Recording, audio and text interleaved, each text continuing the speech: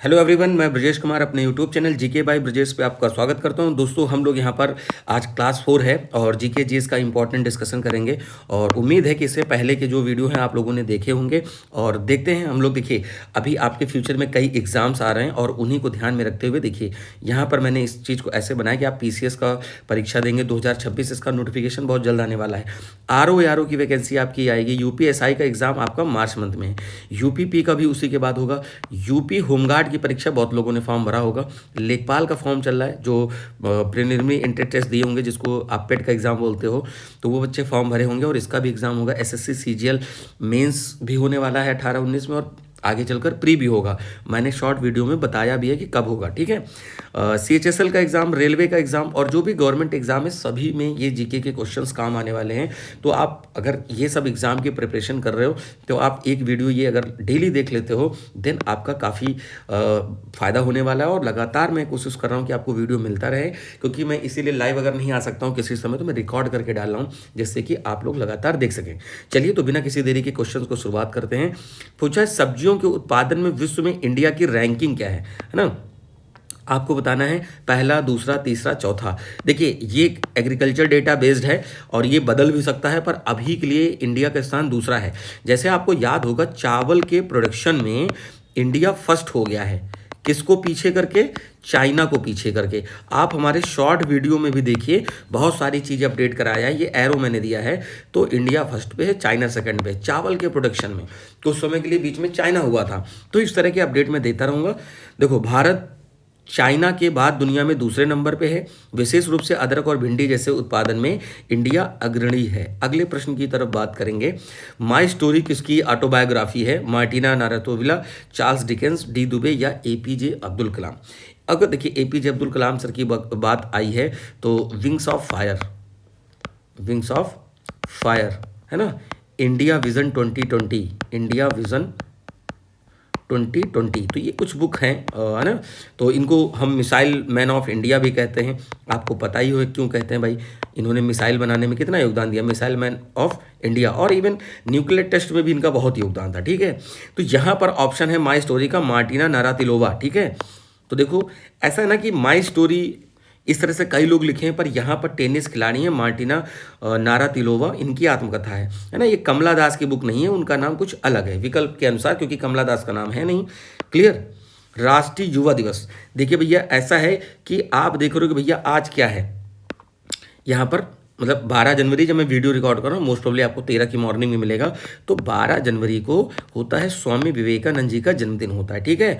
और इसी को हम मनाते हैं नेशनल यूथ डे मनाते हैं। ये भी एनडीए 2024 के शायद फर्स्ट में ये क्वेश्चन आ चुका है ना।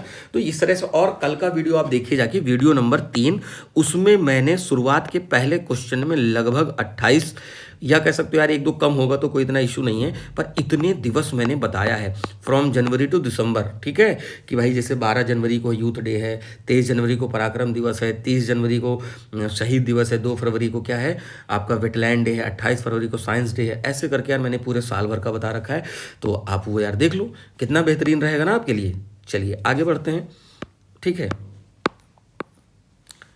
अगला है कि अब देखिए यहाँ पर वही आ गया ना 12 जनवरी को, और इसकी शुरुआत 1985 से होती है, तो ये याद रखिएगा। महिलाओं को वोट देने का अधिकार सर्वप्रथम किस देश ने दिया? भारत, रूस, चाइना, न्यूजीलैंड, ठीक है। यहाँ पर पूछा जा रहा है कि भैया भारत, मतलब सॉरी, महिलाओं ने वोट देने का अधिकार यहाँ पर किसने दिया है? महिलाओं को न्यूजीलैंड ने दिया था, ठीक है। इवन यार यूएसए से पहले इंडिया ने दिया है, आपको पता होना चाहिए। इंडिया ने तो जैसे कॉन्स्टिट्यूशन बना तुरंत दे दिया, लेकिन इन्होंने नहीं दिया। कॉन्स्टिट्यूशन बना क्या, उससे पहले 1919 के एक्ट के बाद से ही, ठीक है। लेकिन यहाँ पर ऐसा नहीं था, है ना। तो न्यूजीलैंड देखो यहाँ पर दिया। न्यूजीलैंड कहाँ है भैया? देखो ये अपना ऑस्ट्रेलिया महाद्वीप है, इसी के बगल में पड़ता है न्यूजीलैंड पड़ता है। क्लियर, ये पॉइंट आपको याद रखना है। चलिए मैं इसको थोड़ा सा कम कर लेता हूँ, हाँ ठीक है। अगली बात करते हैं। अच्छा देखिए, अब मैं कुछ यहाँ पर बात आई तो मैं कुछ एज की बात कर लेता हूँ जिससे कि आपको समझा सकें। यहाँ पर देखिए, कल भी मैंने बताया था, अगर आपको ग्राम प्रधान बनना है ना, ग्राम प्रधान बनना है ना, पंचायत सीरीज वाला प्रधान बनना है, मंजू देवी बनना है, क्या नाम था कुछ, आई थिंक यही नाम था, तो 21 वर्ष की उम्र चाहिए। हालांकि उसमें ठीक है ज़्यादा है तो ज़्यादा व्यक्ति भी बन सकता है। महिलाओं को 1/3 पंचायतों में रिजर्वेशन है ना। किन्हीं किन्हीं राज्यों में तो 50% है, बिहार जैसे राज्यों में। क्लियर। 73rd कॉन्स्टिट्यूशनल अमेंडमेंट हुआ था 1992-93 के आसपास में, है ना, उसी समय पंचायती राज आया था। फिर देखो लोकसभा, स्टेट लेजिस्लेटिव असेंबली जिसको कहते हैं विधानसभा या विधायक, इसके लिए चाहिए 25 वर्ष की उम्र चाहिए। ठीक, स्टेट लेजिस्लेटिव काउंसिल और राज्यसभा, इसके लिए चाहिए आपको 30 साल की उम्र, है ना। अब देखो लोकसभा का मेंबर हो गए तो भैया 25 वर्ष में आप क्या बन सकते हो, पीएम, 25 वर्ष में ही सीएम बन सकते हो। लेकिन अगर राज्यसभा के मेंबर हो तो भैया 30 साल चाहिए, है ना। वैसे तो मिनिमम 25 में आप प्रधानमंत्री बन सकते हो, लेकिन आप इंडिया जैसे देश में अभी देखते हो भाई इतना इन्फ्लुएंस होना चाहिए, है ना, तो तमाम एक्सपीरियंस भी मैटर करता है, तो ये तो अलग बात है। लेकिन जो कह सकते हो कि अपने यहाँ प्रावधान है, प्रोविजंस हैं, उसके बारे में डिस्कस कर रहे हैं, है ना। अगला है प्राक्कलन समिति में कुल सदस्यों की संख्या कितनी है। एस्टिमेट कमेटी की बात हो रही है यहाँ पर, 26, 30, 36, 28। देखो एक बात है ना, यहाँ पर क्या होता है कि 30 सदस्य एस्टिमेट कमेटी में, और यहाँ पर 30 सदस्य केवल लोकसभा से हैं, जिसमें 22 होंगे तो आप देखना 15 और 7 होगा। आप कहोगे सर ये क्या है, भैया 15 लोकसभा से और 7 राज्यसभा से, ऐसे करके होता है ना जब आप देखोगे।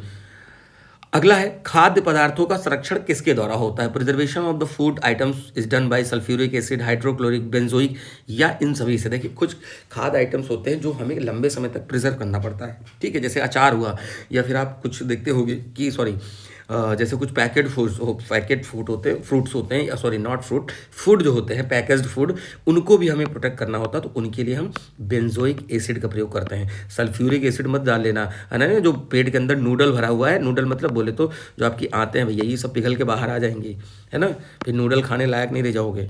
तो बेंजोइक अम्ल और सोडियम रबड़ का प्रयोग करके हम इसको प्रिजर्व करते हैं। ठीक, चलिए आगे प्रश्न करते हैं। अगला है राष्ट्रीय आय समिति का गठन कब हुआ था। राष्ट्रीय आय 1949, 51, 53, 55, है ना। तो when was the national income committee form, तो 1949 पीसी महालनोबिस की अध्यक्षता में नेशनल इनकम कमेटी बनी थी, जिससे कि देश की आय का अनुमान लगाया जा सके कि देश की इनकम कितनी है। तो भैया कितने लोग कितना कमाते हैं उसी का टोटल होता है।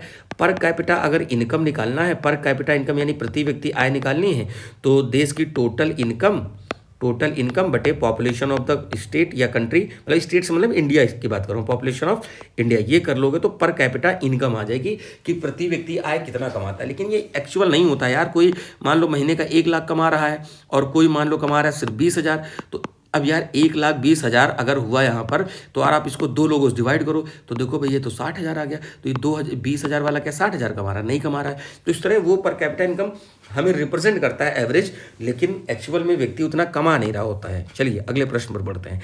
मैंग्रोव डेल्टा किस राज्य में पाए जाते हैं। देखो मैंग्रोव पाए तो कई जगह जाते हैं, इधर से आती है गंगा, इधर से आती है ब्रह्मपुत्र, इनसे ब्रह्मपुत्र और गंगा से बने हुए डेल्टा को बोलते हैं सुंदरबन डेल्टा। क्या बोलते हैं, सुंदरबन डेल्टा। ये मैंग्रोव फॉरेस्ट होते हैं, है ना, मैंग्रोव फॉरेस्ट, इनको हम अनूप वन कहते हैं, मार्शी वन कहते हैं। तो ये पश्चिम बंगाल में सबसे ज़्यादा हैं, फिर गुजरात वगैरह में आते हैं और अदर स्टेट में आते हैं। मैंने पूरी कहानी बता दी बच्चा। देखो ऐसा है, देखो पश्चिम बंगाल दुनिया का सबसे बड़ा मैंग्रोव क्षेत्र सुंदरबन पश्चिम बंगाल में है, गंगा ब्रह्मपुत्र नदी के डेल्टा पे है। इतनी कहानी मैंने ऑलरेडी बता दी है, तो ज़्यादा कोई लोड नहीं लेना है, जो बताते चले उसको पढ़ते चलो, तो तमाम तरह की चीज़ें यार मैं बता दूंगा। तीस्ता किसकी सहायक नदी है। देखो भैया ब्रह्मपुत्र, मैंने कल इसके बारे में पूरा डिटेल बताया था। देखो भैया चेमा युंगडुंग ग्लेशियर, कुछ याद आया, चेमा युंगडुंग ग्लेशियर, है ना, नाम ऐसा है तो यार क्या करें। चेमा युंगडुंग ग्लेशियर मानसरोवर लेक के पास है, यहाँ से निकलती है। कल पूछा गया था ना कि कुछ नाम पूछा गया था, मैं देखिए बताता हूँ। तिब्बत के पास इसको हम सांगपो बोलते हैं, और चाइना में इसको यारलुंग बोलते हैं। कल मैंने शायद श्रीलंका कुछ बोल दिया था, है ना, तो मुझे आज भी याद है कि मैंने वो आपको पढ़ा रखा है ना, यारलुंग। जब यहाँ पर नामचा बरुआ पर्वत पड़ता है, इसी के पास में यू टर्न लेती है, ये क्वेश्चन आया हुआ है। नामचा बरुआ के पास यू टर्न लेती है, दिहांग नाम से प्रवेश करती है ना। अब इसमें नदी है दिबांग, इसी में है लोहित, इसी में है पगलादिया, इसी में है जिया भरेली, इसी में है पिथवारी, इसी में है सुबनसरी, ऊपर से है धनसरी, ऊपर से है एमो, ऊपर से है तेस्ता, ऊपर से है मानस। ठीक, और आगे चलकर असम में इसको हम बोलते हैं ब्रह्मपुत्र। तो भैया फिर से अब बताओ ब्रह्मपुत्र नदी कहाँ से बोलोगे यार, आगे चलकर जब बांग्लादेश में जाती है ना, तो इसी को हम जमुना बोल देते हैं। क्या बोलते हैं, जमुना बोल देते हैं, जमुना। तो उम्मीद है भैया समझ में आ गया होगा, कमेंट कर देना। बताओ ऐसे रिवीजन होगा तो कैसे नहीं याद होगा यार। छोटी सी बात आई थी, हम सीधे ब्रह्मपुत्र बता के निकल जाते। तेस्ता सिक्किम से निकल के पश्चिम बंगाल होते हुए बांग्लादेश में ब्रह्मपुत्र से मिल जाती है। क्या लिखा है, जमुना। सोचो हमने कितनी बात बता दी, कैसे नहीं तैयार होगा, लगातार पढ़ते रहो। अब कल भी आया यही क्वेश्चन, मतलब क्वेश्चन कल दूसरा था पर मैंने नदी कल भी बताई, आज भी बताई। सोचो देखोगे रिवीजन हो जाएगा, याद हो जाएगा कि अरे यार ये तो सर ने बताया था। बस मेरा ये कहना कि भैया अच्छे से पढ़ते रहो। अगला है, पूछा है मेरी 51 कविताएं, माई 51 कविताएं, माई 11 पोएट्स कह सकते हो, किसकी लिखी हुई है? अब्दुल कलाम, इंदिरा गांधी, अटल बिहारी वाजपेयी, या यहाँ पर बात आ रही है किसकी? राधा कृष्णन की। तो देखो भैया किसकी हो जाएगी? अटल बिहारी वाजपेयी। ये अच्छे कवि भी माने जाते रहे अटल बिहारी वाजपेयी, है ना। काल के कपाट पे कुछ ऐसा करके उनकी स्टोरी कविता थी, है ना। और ये इस तरह से बोलते थे, मतलब काफ़ी अच्छे वक्ता भी थे, श्रोता भी बहुत अच्छे थे, प्रधानमंत्री तो अच्छे थे ही, ठीक है। बाकी देखिए जो जहाँ पर जिसका काम रहा, उनके समय में 98 में हम लोगों ने पोखरण 2 किया था, परमाणु परीक्षण कर दिया था, है ना। वो इतना एक ऐसे व्यक्ति थे ना कि मतलब एक साहसी व्यक्ति थे, तो बढ़िया व्यक्तित्व था उनका, है ना। आगे बढ़ते हैं, विजयनगर की स्थापना किसने करी थी? भैया हरिहर और बुक्का। आपको पता है कि साउथ में संगम, सालू, तुलु, आरविडु वंश थे, तो यहीं भैया साउथ में हरिहर और बुक्का नाम के दो भाइयों ने यहाँ पर विजयनगर की स्थापना करी थी, ठीक है। देखो क्या लिखा है, हरिहर बुक्का 1336 में दो भाइयों ने तुंगभद्रा नदी के तट पर विजयनगर साम्राज्य की स्थापना करी थी। अगले प्रश्न पर बढ़ते हैं। अगला प्रश्न यहाँ पर है, the child is father of man के लेखक कौन है? The child is father of man, Charles Dickens, William Wordsworth, Madam Curie या गावस्कर। तो देखो भैया विलियम वर्ड्सवर्थ हैं, इस पंक्ति में विलियम वर्ड्सवर्थ की कविता माई हार्ट लीव्स अप से ली गई हैं, क्लियर। चलिए आगे बढ़ते हैं। वाद्य यंत्र यानी जो म्यूजिकल इंस्ट्रूमेंट है, इनमें से सबसे पुराना कौन है? वीणा, बांसुरी, शहनाई या तबला, इनमें से सबसे पुराना क्या है? तो देखो भैया वीणा है। आपने जो सरस्वती प्रतिमा देखी हो सरस्वती जी की, वो जो हाथ में लिए हैं वही वीणा है, क्लियर। भारत के प्राचीनतम, अब देखो ना इसका उल्लेख ऋग्वेद और प्राचीन ग्रंथों में मिलता है। अगर सरस्वती जी की कहीं पर बात हो रही है, जिनको हम कहते हैं कि भाई पढ़ने के लिए विद्या और सब तमाम चीज़ों में जब हम नाम लेते हैं, तो सरस्वती जी का नाम क्या है ना। तो जैसे हम लोग पढ़ाते हैं तो कहते हैं कि सरस्वती जी मेहरबान हैं, सरस्वती जी को धन्यवाद, ऐसा करके, है ना, ये चीज़ है। अगर मैं अभी पढ़ा रहा हूँ तो ये सरस्वती जी की कृपा है कि उन्होंने मुझे इस काबिल बनाया कि हाँ थोड़ा बहुत आपके साथ सामने मैं कुछ बातें रख सकूँ, क्लियर है। तो यही चीज़ है ना, तो वहाँ पर वीणा उन्हीं के हाथ में, मैंने रिलेट करा जिससे कि आपको याद रहे कि हाँ भैया पुराना यंत्र है, मतलब म्यूजिक इंस्ट्रूमेंट है, ऋग्वेद में इसका उल्लेख मिलता है। शिप स्क्रैपिंग यार्ड किस राज्य में है ना। जो शिप स्क्रैपिंग मतलब तोड़ फोड़ के उसका कुछ और बना दें या कुछ अलग कर दें, उसकी बात हो रही है। तो ये भैया कहाँ है? गुजरात में। गुजरात में एक जगह पड़ती है अलंग, क्या पड़ता है? अलंग। दुनिया का सबसे बड़ा शिप ब्रेकिंग, मैंने कहा ना स्क्रैप करते हैं, तोड़ते हैं, ये देखिए यहाँ पर लिखा हुआ है, मैंने पहले ही आपको बता दिया है। अगला, राष्ट्रीय प्रतीक में अशोक चक्र का रंग क्या है ना। अशोक चक्र देखो भैया ऐसा है, ये अपना फ्लैग होता है, ये फ्लैग है। अभी तो यार मैंने ये बना दिया है, लेकिन आप उम्मीद है समझ पाओगे, है ना। ये देखो बीच में चक्र होता है, अब आप बता दो चक्र कैसा है ना। ये यहाँ पर कलर हो गया, है ना, और ये थोड़ी देर के लिए यहाँ पर कर देता हूँ, तो लगभग यार फ्लैग हो गया, है ना। और देखो ये 3 और 2 के रेशियो में होता है, 3 लंबाई 2 चौड़ाई के रेशियो में होता है। 52 सेकंड में नेशनल एंथम गाया जाता है। आई बात समझ में? नेशनल एंथम रविन्द्रनाथ टैगोर जी के लिखा हुआ है, रविन्द्रनाथ टैगोर जी के द्वारा लिखा हुआ है। 52 सेकंड में हम लोग गाते हैं, 3-2 का रेशियो होना चाहिए, क्लियर है कि नहीं? ठीक है, तो लाल ये हो गया, हरा ये हो गया, ये नारंगी हो गया, ये सफ़ेद कलर होता है बीच में, जो कि शांति का प्रतीक होता है ना। तो भैया राष्ट्रीय फ्लैग बन गया, मतलब नेशनल फ्लैग बन गया, क्लियर। आओ आगे बढ़ते हैं भैया। देखो सब लिखा हुआ है, गहरे नीले रंग का होता है, 24 तीलियाँ होती हैं, 24 घंटे को रिप्रेजेंट कर रही हैं, बस समझ गए। आओ, ताइवान का पुराना नाम क्या है? Taiwan, Gold Coast, Formosa, Siam, Swarnabhumi, इनमें से क्या है? तो देखो भैया इसको हम फार्मोसा आइलैंड कहते हैं। क्या बोलते हैं? फार्मोसा। ताइवान को फार्मोसा के नाम से जानते हैं, जिसका पुर्तगाली में अंदर मतलब मीनिंग होता है एक ब्यूटीफुल आइलैंड, है ना, ब्यूटीफुल आइलैंड, ठीक है। ये पॉइंट याद रखना। जैसे ईरान को पर्शिया कहते हैं, ईरान को क्या बोलते हैं? पर्शिया कहते हैं। फारस कहा जाता है इसको, हिंदी में फारस बोलते हैं। श्रीलंका को हम सिलोन कहते हैं। जैसे म्यांमार को बर्मा कहते हैं, है ना, बर्मा कहते हैं, है ना। इस तरह से नाम है, जिसके जो नाम आए हैं आप याद रखो, और मैंने आपको अपडेट कर दिया है। इससे बेहतरीन बात क्या होगी? 3-4 नाम और जान गए। आराम हराम है, किसका नारा है भैया?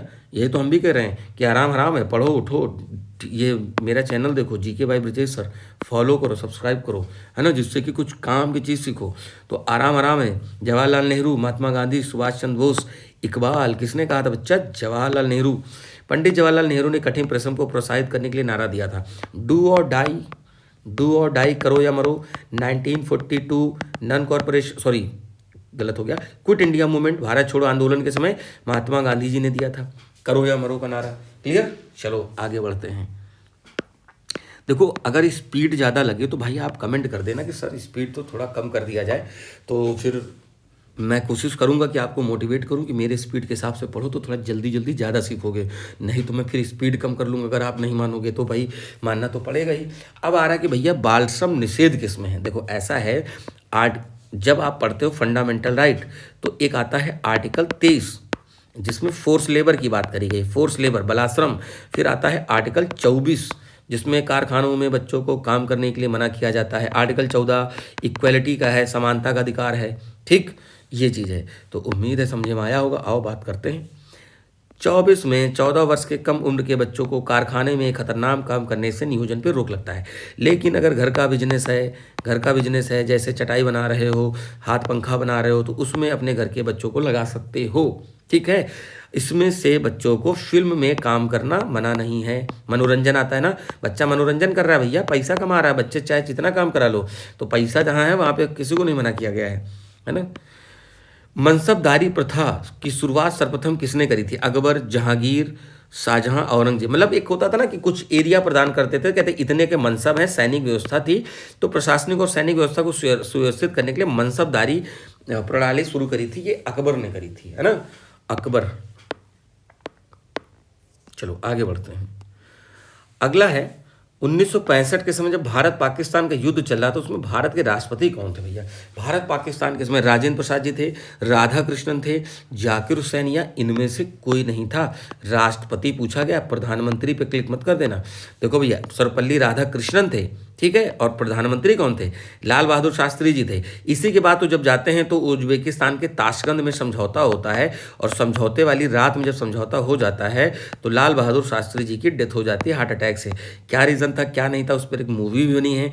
इनका शरीर नीला पड़ गया था, प्लस पोस्टमार्टम नहीं कराया गया था, तो एग्जैक्ट रीज़न नहीं पता चल पाया, क्योंकि इनके रूम में इनके पर्सनल डॉक्टर भी नहीं मौजूद थे, है ना, तो उस रात में खाना बनाने वाला कुक भी चेंज था। तो ऐसे करके कहानियाँ मिलती हैं, तो यार वही बात हम रख सकते हैं, बट फैक्ट इज दैट कि उनकी वहाँ पर डेथ हुई थी उसी दिन, है ना।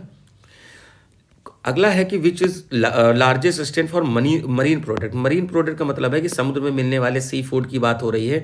अब उसमें सी फूड में कुछ मछलियाँ हो सकती हैं, कुछ और तरह के जीव जो खाते हैं, भाई मुझे नहीं पता क्या खाते हैं, है ना। तो तमिलनाडु, गोवा, गुजरात, केरल। तो लो भैया कर लो बात। गुजरात मछली उत्पादन मेरीन फिश प्रोडक्ट में, वहीं कुल मछली में समुद्री और अंतर्देशीय की बात करें तो आंध्र प्रदेश नंबर 1 पे आता है। आंध्र प्रदेश में अंडे का भी उत्पादन सबसे ज़्यादा होता है ना। लेकिन एग्रीकल्चर डेटा भैया बदलता रहता है, then I will update before the exam. So अभी जो मैं बता रहा हूँ वो अपडेट करके ही बता रहा हूँ, so no need to worry. अगर इन केस कोई चेंज होता है that is my responsibility, I will update. Clear? चलो भैया अगले बात करते हैं। अमेरिका के किस राष्ट्रपति के आदेश पर हिरोशिमा में बम गिराया गया था? यानी 6 अगस्त 1945 और 9 अगस्त 1945। इस पे हिरोशिमा, इस पे नागासाकी, दोनों ही जापान के शहर हैं। और 1939 से लेकर 45 तक सेकेंड वर्ल्ड वॉर चला था, उसी समय ने यूएसए ने जापान पर बम गिराया था। अब हेनरी ट्रूमैन थे, रूजवेल्ट थे, जॉन कैनेडी थे, वुडरो विल्सन थे, इनमें से कौन सा आदमी था? तो हेनरी ट्रूमैन थे। अभी आपने पता है यार कि ट्रंप महोदय ने कहा कि वेनेजुएला के राष्ट्रपति निकोलस मादुरो को ये उठा ले गए।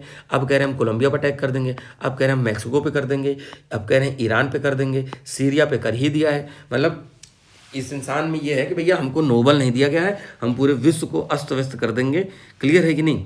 ठीक, चलो आगे बात करते हैं। गुलाम वंश का संस्थापक कौन था? बख्तियार खिलजी, कुतुबुद्दीन ऐबक, इल्तुतमिश या रजिया सुल्तान। नाम देख के आपको पता चल रहा होगा कि कौन आदमी हो सकता है। तो यहाँ पर था कुतुबुद्दीन ऐबक। गुलाम वंश की स्थापना करी थी, वो मोहम्मद गौरी का गुलाम था, है ना। फिर दिल्ली सल्तनत वगैरह चलता है ना। गुलाम, खिलजी, तुगलक, सैयद, लोदी, ये इनकी क्रोनोलॉजी है। तुगलक सबसे लॉन्गेस्ट इनका टर्म होता है तुगलक का, लगभग यार 92 के आसपास है, एग्जैक्ट ईयर तो मैं यार फिर कहता हूँ चेक कर लेना, बट तुगलक का सबसे ज़्यादा समय था। क्लियर है? गुलाम खिलजी, तुगलक, सैयद लोदी, ये सीक्वेंस याद कर लो। अगला प्रश्न है, राग भैरवी का गायन कब सर्वाधिक उपयोगी माना जाता है? सुबह, दोपहर, शाम या फिर अर्धरात्रि में? भैया सुबह सुबह प्रातःकालीन राग भैरव गाया जाता है, जिससे अक्सर शास्त्रीय संगीत के क्रम के अंत में भी गाते हैं ना, राग भैरव हो जाए, है ना, ऐसा कुछ बोलते हैं, सुने होगे।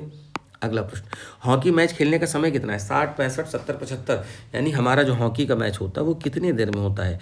तो 60 मिनट का होता है। अंतर्राष्ट्रीय नियमों के अनुसार 60 मिनट का, जो 15-15 मिनट के 4 क्वार्टर में खेला जाता है, यानी कि ये सब हॉकी का ग्राउंड है।